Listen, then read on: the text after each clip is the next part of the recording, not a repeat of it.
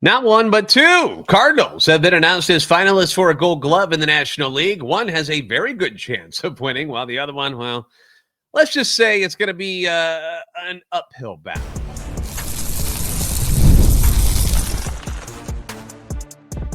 You are Locked On Cardinals, your daily St. Louis Cardinals podcast, part of the Locked On Podcast Network, your team every day. Hey there, Cardinals fans. I'm JD Hafron. I am a former national radio sports anchor. I'm born and raised in St. Louis, lifetime Cardinals fan since I was little wee JD, and I am your host for Locked On Cardinals, part of the Locked On Podcast Network, covering your team every day. A big thank you to all of our everydayers for being here with us throughout the season and now into the off season. We do have some things that we're working on. I was in a big meeting today, so there are some things that we're working on that I want you to just be aware of. They're coming soon. And for those of you who are new, hey, welcome in. Hope you guys enjoy the content. This is a show that serves Cardinal Nation, gives you all the info about the birds on the bat. Today's episode being brought to you by Game Time. Download the Game Time app, create an account, and use code LOCKEDONMLB for $20 off your first purchase. On today's episode, we will be discussing what's going on in the MLB playoffs, like what I'm learning from the MLB playoffs that I want to take from that and put it towards the Cardinals, how it relates to what our Cardinals are trying to do to, become competitive again, become a playoff team once again. So we will discuss that. But we've got some really good news to talk about today. We're going to talk about the defensive side of things for the Cardinals. We are going to take a quick glance at the overall defensive numbers that the Cardinals gave us in 2025, because there is some good, there is some bad. But let's start with the good stuff, where we have two of our current Cardinals who were announced as finalists for an NL Gold Glove Award. So let's begin with Masyn Winn, since he was the one that, that doesn't really come as a shock for those of you who follow the team, who have been everydayers on this show. We've talked about how good Masyn was all season, and most people didn't realize how good his numbers were until it started to get, later in the year, and you're like, wait a second, like Masyn Winn is like way up here as far as his defensive numbers, not just among shortstops, but among all players in baseball. And if you're somebody who likes to do research on your own, just so you know, I went to Fangraphs for all my defensive stuff. It's my go-to, so that's where I'm going for and getting these stats from, in case you're wondering. But Masyn Winn, again, an elite player at the shortstop position, yet again, because he was very, very good there last year. Was a finalist for the award along with Dansby Swanson of the Cubs, and then the eventual winner, Ezequiel Tovar of the Colorado Rockies. Now, last year, he was a +3 in outs above average. He led all shortstops with 14 defensive runs saved, but he also made 18 errors. And that was the strange part about it, is you got all these great defensive metric numbers. You're like, wow, he's insane. And then you go, whoa, why do you have 18 errors? That was the tough part of it, but it just shows you like how good he really was when he didn't make the errors, and he cleaned that part of his game up very, very well this year. This year, he finished a +21 in outs above average, second only to the Royals, Bobby Witt Jr., which is saying something, because Bobby Witt Jr. is, if he's the best, if not, he's one of the best, if not the best defensive shortstop in baseball right now. So he finishes a +21 in outs above average, second only to Bobby Witt. Among shortstops, was +2 in defensive runs saved, and only made 3 errors this season. Now, before we go further, I do want to reiterate what exactly DRS and OAA are, okay? Because not everybody is familiar with these terms, okay? So if you're familiar, I'm sorry, but I just want to explain it for those who aren't so familiar with some of these analytical things that have popped up over the years. Most of us back in the day, you look at errors. Oh, didn't make a lot of errors. Cool. He's probably pretty good. Now there's different ways to see this stuff. Defensive runs saved is DRS. You're going to hear me say that a couple of times, which measures how many runs a player saves or allows for their team compared to an average player at the same position. If you get a positive DRS, that means a player who saved runs through the range, their throwing, and ability to make difficult plays, while a negative DRS obviously indicates poor defense that costs the team some runs. A player receives credit for making a play that others don't and gets penalized for missing a play that other players would have made. OAA is outs above average, measures a fielder's skill by quantifying how many outs they have saved compared to an average fielder at their position. So it's like a cumulative metric that will take into account the difficulty of plays, positive values indicating a fielder is above average, negative values below average. It analyzes individual plays based on a probability of being caught, considering factors like the distance they had to travel, distance to the ball, time to get there, direction, all of this stuff is brought in. Again, I'm not a mathematical wizard. I just know that if you're in the plus column of either one of these, that's really good. If you're below that and you're in the negatives, that's not so good. If you're at 0, that means you're average and you're right there in the middle of the road with everybody else. But both are very important, but they aren't exactly measuring the same things. But obviously, being on the plus side is good, and both of those is key. Just like Masyn Winn was last year and this year. Now, his competition last year finished behind Masyn Winn in DRS. Winn was at 14. Tovar was at 10. Swanson was at 7, but they clobbered him in outs above average. Winn was at 3, but Tovar was at 15. Swanson was at 17. And as I mentioned, Masyn made a bunch of errors. He had 18 of them last season. 4th highest among NL shortstops. Tovar made 8. Swanson just 5. In the end, it ended up being Ezequiel Tovar taking home the gold with the Rockies. Now, Mason's competition this year, very interesting. And it starts with the Dodgers' Mookie Betts, which, I mean, ugh. I'll get into Mookie in a second, but it's Mookie Betts for the Dodgers, and then it's Nick Allen from the Atlanta Braves. Winn only made 3 errors and had that 49-game errorless streak at one point, battled through a knee injury for a lot of the season, and although that's not going to matter to people in the end, it is something to think about as a fan of the Cardinals and as a fan of Masyn Winn, that you got to kind of consider and appreciate that Masyn Winn was as good as he was this year at arguably the most demanding position in baseball. Some will say center field, but most people think it's shortstop. And he was as good as he was while on one leg. Had an injured leg, injured knee, required surgery that it was such a problem. So think about that and keep that in mind. Now, Mookie Betts. Mookie Betts being a gold glove caliber shortstop is so annoying. And I say that with all the respect in the world for Mookie Betts because he's a stud. But seriously, this dude is good at everything. And I mean, think about this for a second. Betts has already won 6 gold gloves in the outfield. 4 with Boston, 2 with LA. Was a finalist for the utility gold glove in 2023 when he was splitting time between second and right and shortstop. I mean, how many outfielders, gold glove caliber outfielders, switch to a middle infield position and become a gold glove guy there as well? Has anybody ever done? I don't know. Has anybody ever done that before? Like been incredible in the outfield, but the team needed to move him to the infield, not to first base, where some guys go, to a middle infield position, to a harder, more difficult position at shortstop and be awesome. It's ridiculous, right? Here's the tale of the tape between your 3 contestants, okay? Masyn Winn, 3 errors, plus 21 OAA, plus 2 defensive runs saved. Mookie Betts, 7 errors, plus 5 OAA, plus 17 defensive runs saved. Nick Allen, 5 errors, plus 17 OAA, and plus 12 defensive runs saved. So Masyn is certainly deserving of the win. But you can also see why Mookie Betts and why Allen also have a case to take home the award.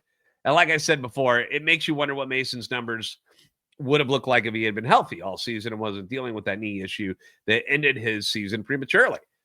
Would it shock me if Masyn Winn won? No. Would it shock me if Mookie Betts won because he's Mookie Betts? No, not at all. Allen is certainly deserving, and I know it's a defensive award, but I got to look at the offense a little bit, and I see a 53 OPS plus for Nick Allen, and I'm like, ugh. Again, I know it's a defensive award, but I wonder if they take that into consideration at all. And I know I catch hell with fans that aren't fans of the Cardinals about Ozzie Smith. I've been told many times that, oh, Ozzie Smith, so overrated. And I always have to put up an argument because Ozzie was my favorite player growing up. But I know Ozzie wasn't an offensive powerhouse by any means. But during his prime years between 1982 and 1992, his OPS plus was a 96. 53 is ridiculously low. It's almost like not taking a bat up to the plate. So I think it's going to be between Mookie and Masyn. I wonder if the star power of Mookie Betts will give him the nod in this one, but the numbers are deserving. And the fact that he went from an outfielder and came in and is a stud and is on the current world champions and might be on back-to-back world champions the way the Dodgers are playing. We'll see if that sways the voters at all. But Masyn deserves it, right? And he should be there. And if he doesn't win, he should finish second, in my opinion. The other Gold Glove finalist comes speeding in from the outfield for the St. Louis Cardinals. We're going to talk about Victor Scott next on Locked On Cardinals.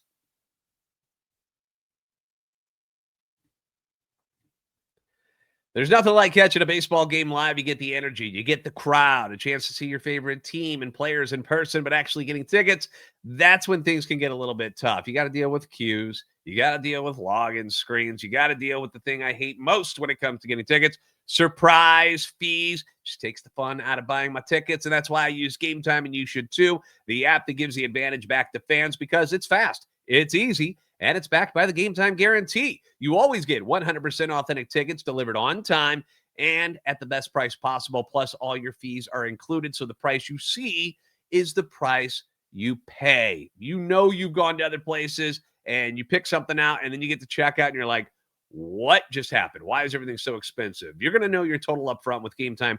No surprise fees at checkout. Also, be sure to look into those zone deals. They're amazing, too. You pick the section. Game Time will pick the seats to help you save big. Faster, cheaper, less stressful than any other way I've bought tickets. So whether you're talking about going to a Cardinal game next year or, football games, hockey, the Blues, right? Blues off to a 2-1 start. Soccer, basketball, concert tickets. Game Time is the way to go. Download the Game Time app, create an account, use code LOCKEDONMLB for $20 off your first purchase. Terms apply. Again, that's promo code LOCKEDONMLB for $20 off. Swipe, tap, ticket, go. Download Game Time today.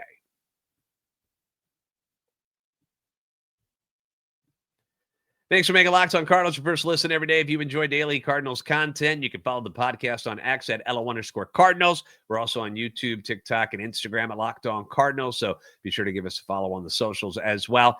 The St. Louis Cardinals have been very blessed with very good defensive teams over the years. We've had outstanding shortstop play through the years with Ozzie, Edgar Renteria. Now you got Masyn Winn. That looks like he will take on the mantle as the next great defensive shortstop with back-to-back years of being a Gold Glove finalist and might even win one this year. Being strong up the middle is something that teams always strive for. You always, you're like, I want to be strong up the middle. I want the solid defensive catcher. We know we had those years of Yachty. Nice to have good defensive pitchers if you can find them. That's good too. But shortstop, second base, center field, when you're strong up the middle, it really can make a world of difference for your team. And the Cardinals have had that for the most part for many, many years. They've enjoyed stellar play in center field from guys like Kurt Flood to Willie McGee to Jim Edmonds. You had Harrison Bader out there. And although he didn't win anything last year, my guy Michael Ciani was a difference maker defensively out there with his glove. And now we can add Victor Scott to the list because Victor Scott is now a finalist for the first time in his career for the NL Gold Glove Award in center field. He had already won a Gold Glove Award in the minor leagues, so we kind of expected him to be really good when he was coming up through the system. The elite speed, obviously, is a big plus for him. He still gets great jumps on the ball, but obviously if he is fooled a little bit, he can make up for things with the speed that he possesses, which is always key, especially in a spacious center field like we have at Busch Stadium. And his numbers this year were outstanding defensively. Victor did make 6 errors this year, and most of them were just kind of lackadaisical, silly stuff, usually something like with a ground ball up the middle going under his glove or something like that. He had 1 throwing error, so that wasn't really an issue, and 5 fielding errors. In center field, he was a +16 in outs above average and a +12 in defensive runs saved. He did finish plus 17 overall in OAA, which includes the innings that he played in left field and right field. It wasn't a lot. I think it was only maybe like 31 innings total, but he was out there. So 17 overall in OAA. He's very much deserving of a Gold Glove. The tough part for Victor, and it's going to continue to be a tough part for Victor for a few years, I believe, is that he's going up against two of the best defensive center fielders in baseball. And those two guys just so happen to be playing in the National League. One of them is Pete Crow Armstrong from the Chicago Cubs. And then you've got Jacob Young of the Washington Nationals. And let's not forget about the Rockies' Britton Doyle, who won the award the last 2 seasons, but his numbers fell way off this year for whatever reason. I didn't watch a ton of Colorado Rockies baseball this year, so I can't really tell you what his issues were. But to go from back-to-back Gold Gloves to where his numbers were this year was a little bit weird. So maybe injury or something he's been dealing with. I don't know. All right, tail of the tape for the NL Center Field Gold Glove Award is as follows. Your Victor Scott, 6 errors, plus 16 OAA just in center, and then a plus 12 defensive run save. So excellent stuff. Pete Crow Armstrong only made 2 errors this season, was a plus 21 outs above average, and a plus 15 defensive runs saved. And then you've got Jacob Young, the center fielder for the Washington Nationals. No errors, did not make a single error this year. Plus 14 OAA, plus 13 DRS. Even through the Cardinal red goggles that, some of us fans often wear, I'm guilty of it, where I kind of see our players and our team in a different light than everybody else does. Even looking through those, you got to say, better luck next year, Victor. I think PCA has got this one wrapped up, and he might have the next decade wrapped up if he remains in center field for the Cubs. He's that good. He was also a plus 4 in outfield arm run saved, which is like, how many runs did he save just by his throwing abilities? He's got a cannon. He's super fast. Had trouble remembering how many outs there were at one point in a game at Busch Stadium, which I know we all got a nice laugh out of. But he's insanely good.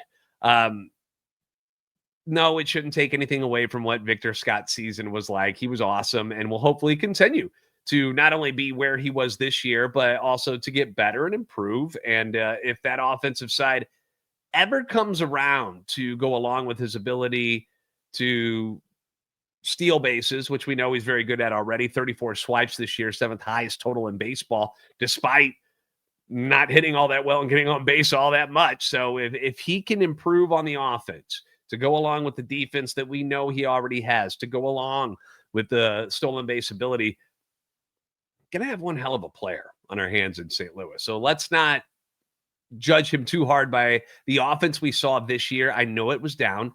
We want it to be better. It needs to be better, but it was also his rookie season. So I'm going to cut him a little bit of slack there, and hopefully things will turn around, because we've seen him be a better hitter than he was. He started off very good. We saw what he could do in spring at spring training.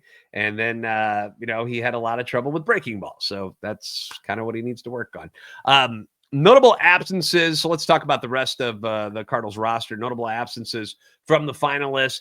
You did not hear Nolan Arenado. You did not hear Brendan Donovan, who were finalists last year. Arenado and Donovan both had injury-plagued seasons this year, which led to less playing time. So they weren't really qualified to be kind of, top of the food chain there at their positions, but they weren't up there anyway. Arenado had a good season, finished with 5 errors, was a plus 3 OAA, a plus 6 DRS. So very solid, but not quite up to snuff. He missed a lot of time and not quite up to snuff for the Gold Glove finalists. Ke'Bryan Hayes, who played with the Pirates and the Reds, Ryan McMahon, who was a Rocky and then went to the Yankees, and then Matt Shaw of the Cubs.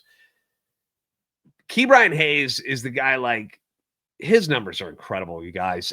He should run away with this award. It'll be the second time he's won it in 3 years. He was the one that ended Arenado's streak of Gold Glove wins a couple years ago. He only made 5 errors this season, was plus 22 outs above average at third place, and plus 19 DRS, which led all major league third basemen, and he was top 3 at any position in both of those categories. He is insanely good with the glove over at third base. The bat has not quite come around the way the Pirates were hoping, and the Reds were a little underwhelmed by his offensive prowess as well, but can't take anything away from how he plays over there at the hot corner. Also, Matt Chapman not in this discussion this year as well with the Giants. Brendan Donovan only made 4 errors this season at second base. Obviously, we know he played different positions, but 4 errors this season. All of them were at second, but he was only +2 OAA and was a -2 DRS there. Other notable defensive numbers for the Cardinals this year. Wilson Contreras, +6 OAA in his first season at first base. Thomas Ajayci was a +4 OAA at shortstop. Newt +2 in right field. Nathan Church, in the limited time that he was up on the team, had some good numbers, +2 in center field. When it goes to DRS leaders, Pedro Paz, your catcher, +9 behind the plate. Newt, +4 in right field. Church, +3 in center field. Sonny Gray, +2 as a pitcher. Most of the pitchers had negative ones, so going to have to work on that in spring training. Let's be better. Let's be better defensively with our pitchers. On the bad side, because there are a lot of negative numbers here. Bad side of OAA, you had Nolan Gorman was a -9 at third base. The eyeball test tells you that he got better when he was playing there more. Well, Arenado was out, but obviously there was quite the drop-off from Nolan Arenado to Nolan Gorman at third base. Thomas Ajayci was a -5 at second. Jordan Walker, -4 in right. Newt, -3 in left field. Burley was a -3 in right field. Donnie was a -2 in left field. And Burley was a -1 in left field. The bad side of DRS, you've got an astonishing -11 for Jordan Walker in right field. So Jordan Walker, -4 OAA, -11 DRS, did very little offensively. You can see why everybody is pretty ticked off at what we've seen out of Jordan Walker. The development has just not been there. So really need him to turn this thing around. Gorman was a -3 at third base. Burley -3 at first base. JC -3 at second. Newt was a -2 in left field. Donnie a -2 in left field and at second base. Burley was a -2 in left field. Willie was a -1 at first base. So clearly there's some work to be done. The +9 by Paz, I did not expect that. The DRS +9 for Paz, that was 5th best among catchers in baseball. He finished with a 5 in the framing category, which ranked him 6th best in the league. We know framing is going to get affected when the ABS comes in next year. How much it gets affected, we'll find out. But you can see why Paz has some value behind the dish and why pitchers like throwing it to him so much. So just keep that in mind, because we were talking about trading away catchers, and I was like, well, obviously Paz is the guy that you want to trade away. Well, his defensive numbers are pretty good. Cardinals finished 14th in errors this past year, ranked 14th in errors, so right in the middle of the pack. But they were a +36 an ounce above average, which led the league. Obviously, Victor Scott and Masyn Winn had a big chunk of that. But they were only +5 in DRS, which ranked them at 19th. So there is some good here. There's also a lot of room for improvement, that's for sure, if you want to become one of the elite defensive teams, which the Cardinals were. And then the injury started to happen. You lost Donovan. You lost Arenado. The defense came down. Masyn Winn was out for the final month. So, injuries took their toll. But there's some good things there. Leave me your thoughts and comments on the defensive numbers for the Cardinals. Let me know in the comments section on YouTube, or you can hit me up on X. Let's talk a little playoffs next. Playoffs, I do it every time. We'll talk about what's going on and how it relates to the Cardinals' future coming up next on Locked On Cardinals.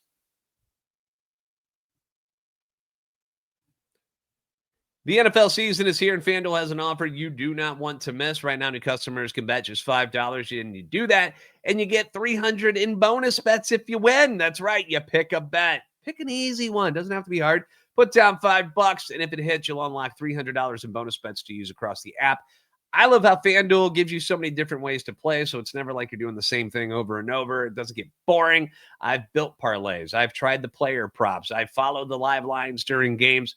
All of it can make it so much more fun to watch football. Thursday Night Football this week, we got what we're calling the Icy Hot Bowl because of who the starting quarterbacks are. In one corner, you got future Hall of Famer and Packers legend Aaron frickin' Rodgers, who is now the starting quarterback in Pittsburgh, but they're off to a good start. They're 4-1. They'll go up against former Super Bowl champion Joe Flacco, who is now on his 7th team in his career and is the starting quarterback for the Cincinnati Bengals. Both of them over 40 years old now. Steelers are 5.5-point favorites on the road, but you don't have to do just that bet. You can go with anytime TDs for guys like Jalen Warren and Chase Brown, Jamar Chase, DK Metcalf. Steelers kicker Chris Boswell always lights up the Bengals, and his over-under on kicking points is at 8.5. So 3 field goals or, 2 of them and some extra points. Might want to look into that one. That might be an easy one for you. So whether you're a casual fan or you just love diving into the stats, FanDuel makes watching football even more exciting when you got a little something riding on the action. So what are you waiting for? Visit FanDuel.com to download the FanDuel app today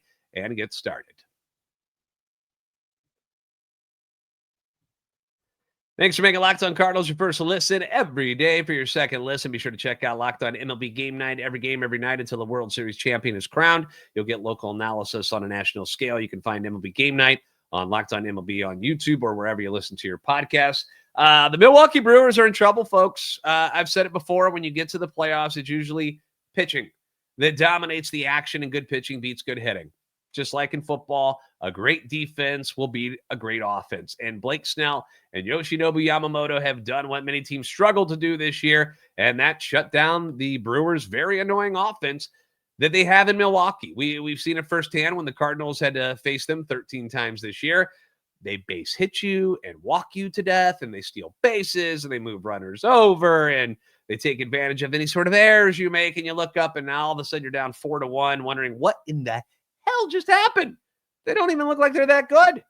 Well, the Dodgers pitchers have figured out a way to subdue them, and basically they're doing it by missing bats, and it's paying off in games 1 and 2. I think Blake Snell had, 10 strikeouts, and Yoshinobu Yamamoto had, 7.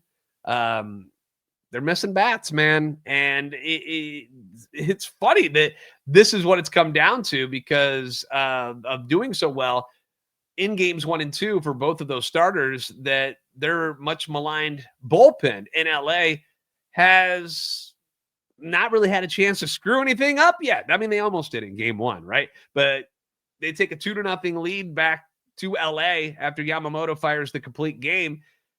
And I'll be honest, I'm not sure Milwaukee can survive this and get the series back to Wisconsin. LA has got Snell and Yamamoto, and then their 3 and 4 are Tyler Glasnow and Shohei Ohtani, and they're ready to roll. Bullpen is fresh. Didn't even get used in game 2. Now they're going to have a day off before game 3. Brewers have already lost 2 games with their best guys on the mound in Quinn Priester and Freddie Peralta. Like, how are they going to compete now? Do they let the Miz start? Jose Quintana, former Cardinal. The bullpen has been used a bunch, so a bullpen game doesn't sound like such a great idea. I mean, they're in serious trouble. On the other side, you got the Mariners up 2-0 after their starting pitching was excellent as well. They all but stopped the Blue Jays in game 1 and then snuffed out their spirits in game 2 by jumping out to that 3-0 lead. Offense grinds back, ties it up at 3, and then the Mariners were like, no, this is ours. They took it right back, made it 6-3, go on to win it 10-3. Game 3 is Wednesday night in Seattle. They used Bryce Miller and Logan Gilbert. They still got George Kirby ready to go in game 3. Luis Castillo ready to rock in game 4. Brian Wu, who was their best pitcher this year, is coming back from a pec injury, but it has gotten the okay to go ahead and be ready to pitch if he needs to. He'll be available for game 5 if they need him. They might not even need him. Meanwhile, the Blue Jays, they're scrambling to find people. Gosman and the rookie Savage have already been used. That didn't work. Shane Bieber is going to go in game 3, but they're hoping to turn back the clocks with St. Louis and Max Scherzer in game 4, who is now 41 and made just 17 starts this year with an ERA over 5. He's not the Mad Max from a few years back that you've seen do very well in the playoffs. Those two, Toronto and Milwaukee, are in trouble. And if the Cardinals, and this is what it made me think of, was like, if the Cardinals are ever going to compete for a title again, and they will, we are seeing that pitching still dominates.